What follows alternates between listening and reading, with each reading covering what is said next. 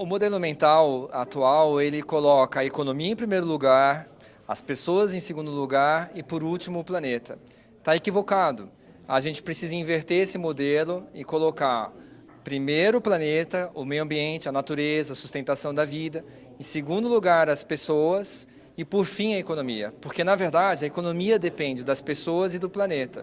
E o meio ambiente, por sua vez, depende do que as pessoas vão entender em relação às consequências das suas ações. As pessoas são o vetor principal para conseguir mudar a rota que nós resolvemos traçar contra o meio ambiente. Nós só temos dois caminhos: ou a gente desmaterializa a economia, resolve os problemas sociais de concentração de riqueza, de renda, dando mais acesso, mais educação, mais profissionalização, políticas de Estado, ou a gente desmaterializa a vida. Só há duas rotas possíveis: a desmaterialização da economia, levando em conta aspectos sociais e ambientais, ou a desmaterialização da vida, que nos coloca em risco. Primeiro, os investidores têm que ter noção que, ao investirem, eles estão assinando embaixo no que as empresas fazem. Então, se as empresas tiverem boas atitudes em relação à sociedade, meio ambiente, ele está assinando embaixo. Se as empresas não levam em conta esses aspectos e causam danos a rios, nascentes, às pessoas, à sociedade, também está assinando embaixo. Infelizmente, os retornos das empresas nem sempre são afetados por essas dimensões, que no nosso modelo atual ainda são o que a gente chama de externalidades. Mas, claramente, na nossa experiência, a gente vê que as empresas que estão mais avançadas, as empresas que estão olhando essas dimensões, elas têm sido capazes de trazer retornos mais seguros para os investidores.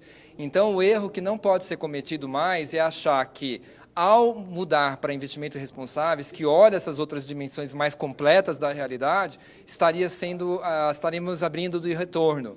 Ao contrário, a preocupação que os investidores têm que ter a partir de hoje, cada vez mais séria, é: empresas que não estão olhando isso trazem risco para os investimentos. O risco está maior nos investimentos tradicionais. Então, e para o investidor, a gente tem um histórico de que isso traz um benefício, uma segurança maior para os investimentos deles. Então, o investidor consciente e o investimento responsável é claramente um caminho muito melhor e muito mais completo para trazer essa realidade à tona. A gente tem essa experiência, por exemplo, olhando o fundo Ethical, que foi criado em novembro de 2001, até a data de hoje, comparado ao benchmark que é conhecido de todos, que é o Ibovespa. Então, não lembro exatamente os números, vou falar o que eu vi ultimamente, mas o Bovespa teve uma rentabilidade nesse período, de novembro de 2001 até hoje, de 370%. O nosso fundo teve mais de 600%, 650% de rentabilidade acumulada no mesmo período. Mesmo na crise, durante 2008, a nossa performance foi superior.